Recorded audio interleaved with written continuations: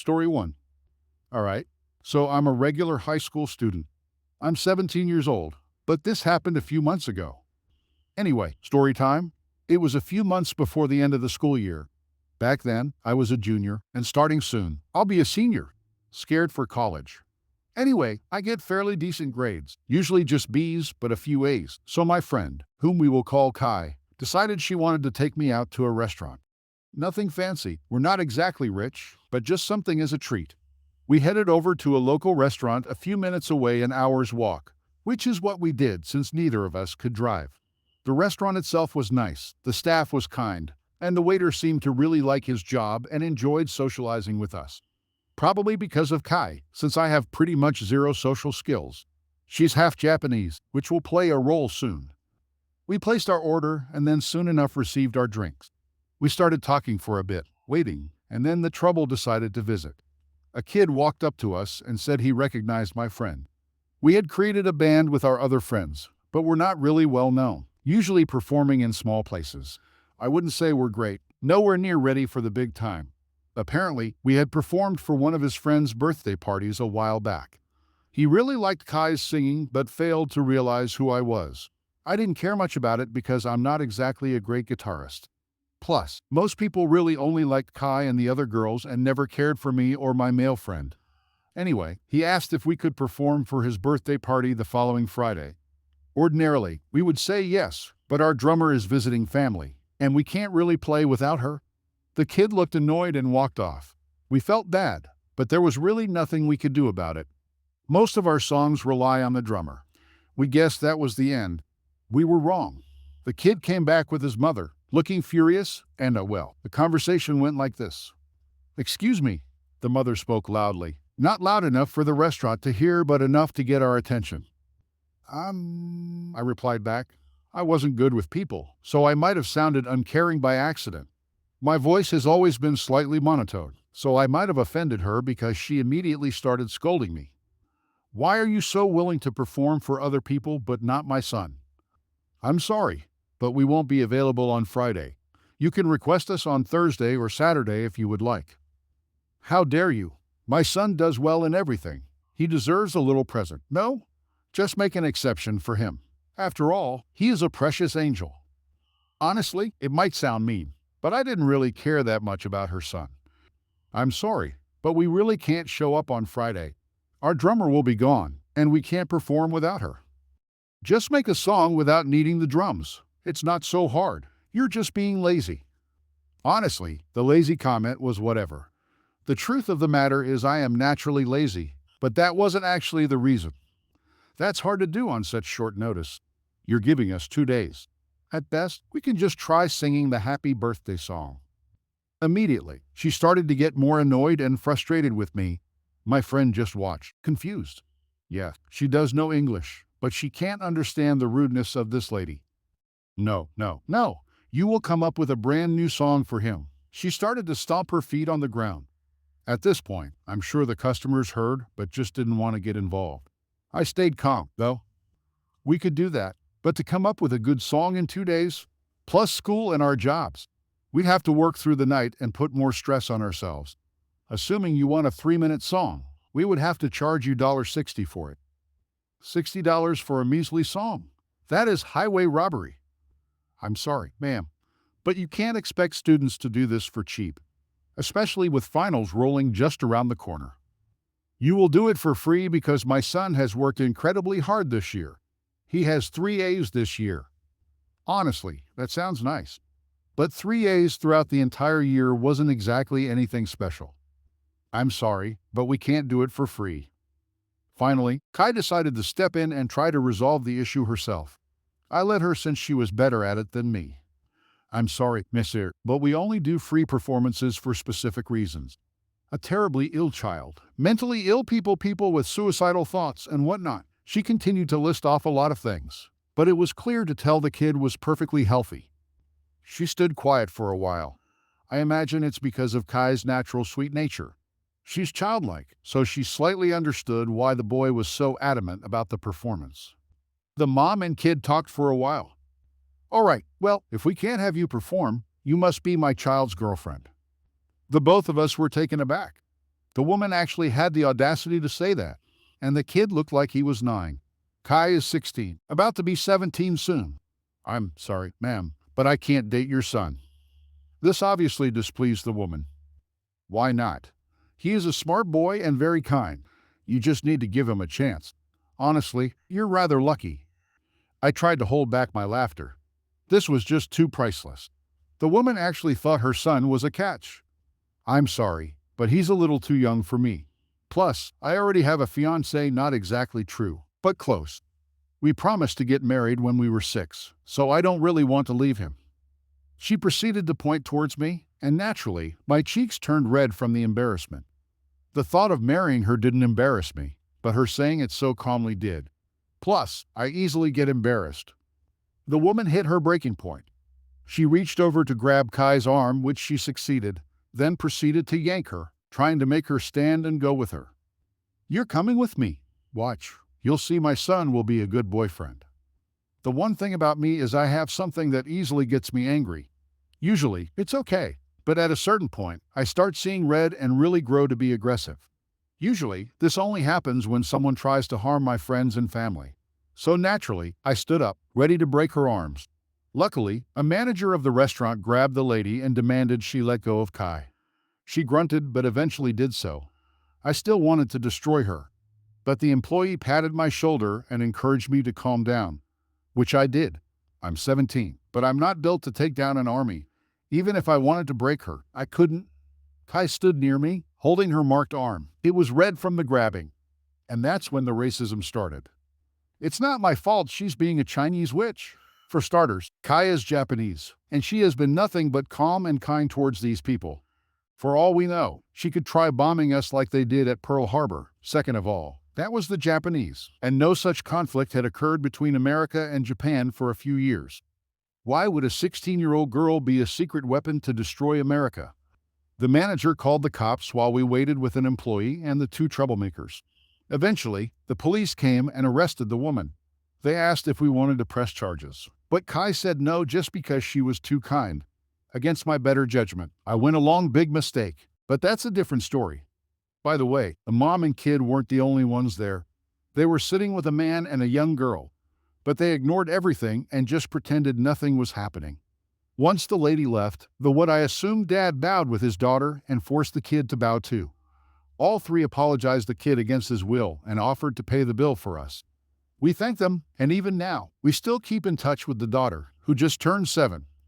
Sometimes, the dad and I hang out at the park, and I even told him if he wanted a babysitter, he could have my friend do it for a decent price. He said okay, and our relationship grew nicely. He treated us like we were his own kids.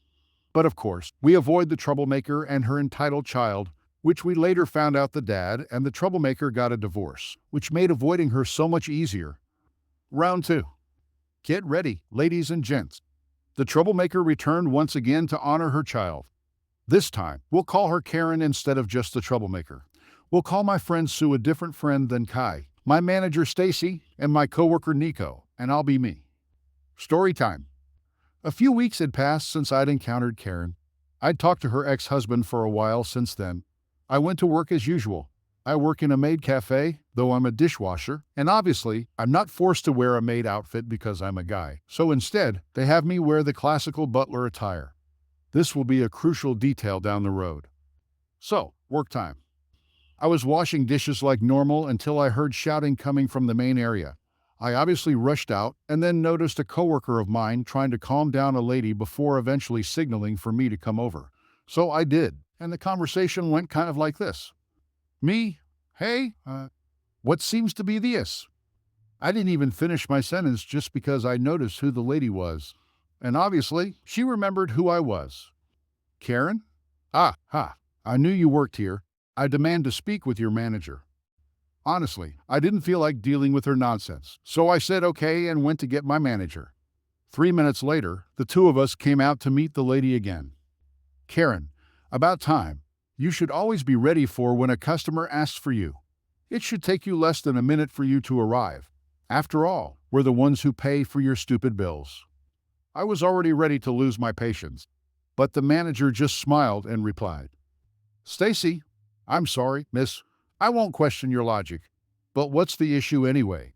We haven't even given you a seat yet. Karen. Well, I would like you to fire that person. She proceeds to point towards me. Stacy.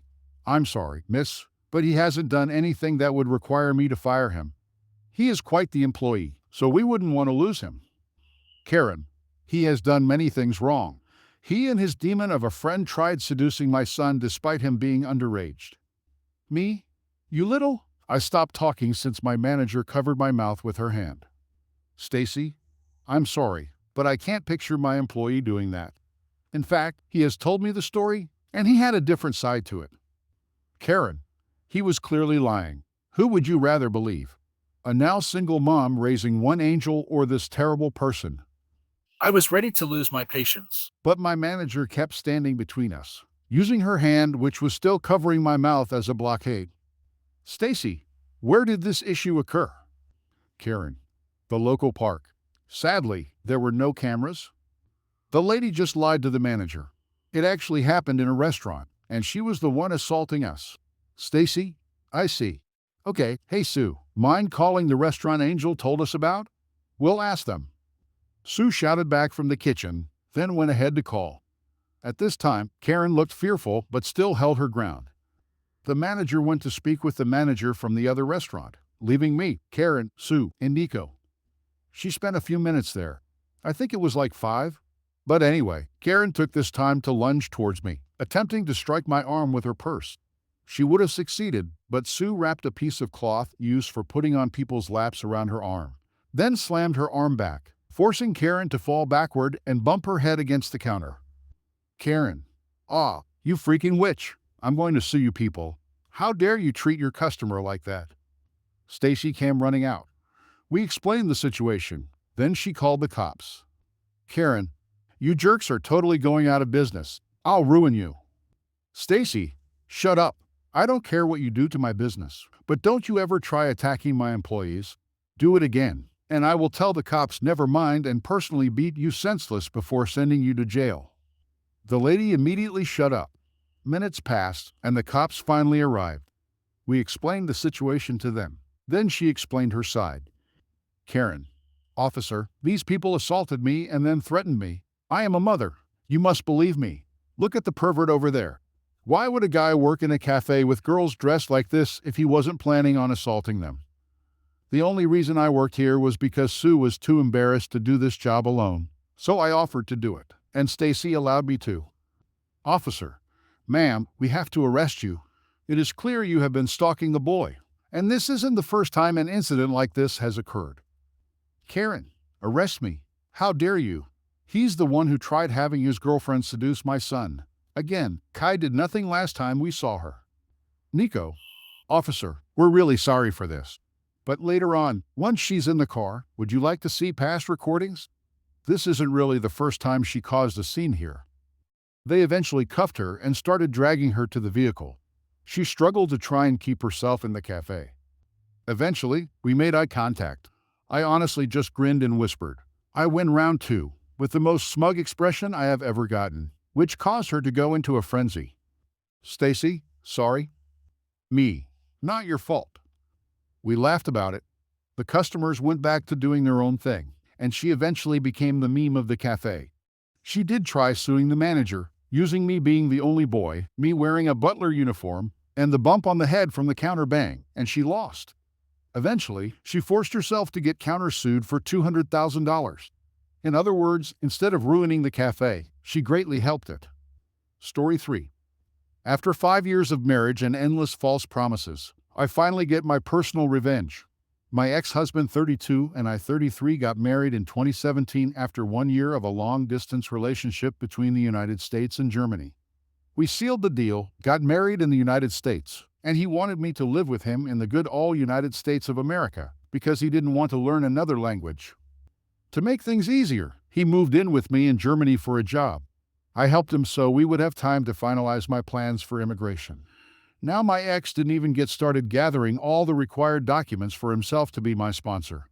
Said and done, I had all documents well sorted out, canceled all my contracts, sold my belongings, sent large parts of my things to the United States, and said goodbye to my lovely home, friends, and family. Little did I know, my ex-husband did not do a single bit of research or even do his part for my immigration process, and I wasn't able to set foot on the plane that would bring me to my new home. Long story short, he left for the United States without me, and I was homeless with a suitcase and two cats. He continued to lead me on with promises to come and get me. Meanwhile, he started an affair. Later, he got involved with a 21-year-old young lady. I lived with my parents for a few months to get back on my feet, find a new apartment, and a new source of income. Now, I never went to German officials to get our marriage recognized in Germany, mostly because I didn't think it was necessary because we planned to live together in the United States. But my laziness should be proven to be useful later. Since he was with his new girlfriend 21, I broke up the relationship in the United States. We still count as married and focused on myself, regaining my independence, and rebuilding my life in my home country.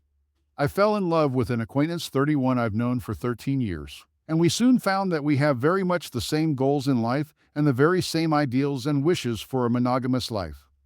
Meanwhile, I've been in contact with my ex to finally get him to start the divorce in the United States. Since the marriage was closed in the United States, only a United States citizen is able to petition for the divorce at the district court. I didn't want my name to be further affiliated with him, and I also didn't see the reason why he should further profit from tax benefits. I made it clear I didn't want this anymore and wanted to move on. Finally, he got a process started and forgot one single thing. I am not an American citizen. So everything that applies in the United States when it comes to paperwork doesn't apply to me in Germany. This means serving me via email. Nope. Wanting me to sign something electronically. Nope, not possible. All they would have to do is send me the notarized, signed, and translated paperwork via physical mail. But they don't. So I get email after email with pleas to get me to sign the United States divorce papers electronically. With every email his lawyer sends me, his pay ramps up. Don't get me wrong, I certainly told the lawyer what he has to do in order to get me to sign a legally significant piece of paper. But I guess he doesn't know international laws. So at this point, my ex still sits on all of my belongings I asked him to give back. And since he doesn't do that, I'll keep collecting spam emails from his lawyer. That's my personal revenge for leading me on, using my hopeless romantic heart, and leaving me alone when things got hard. I don't count as married in Germany, and I'm currently expecting a little baby boy with my partner. And we are building a life together without false promises. Edit. Wow, I didn't think I'd get much of a response. For some, I'm stupid, an idiot, and for some, I did get myself into that situation, which is fine to claim, but I never denied accountability. I learned my part, and just because the marriage just gets divorced in the United States because he has to file for it, doesn't mean we haven't been separated for much longer. Was I stupid? Yes, absolutely. Am I wrong for moving on with a new partner at 33? No, absolutely not.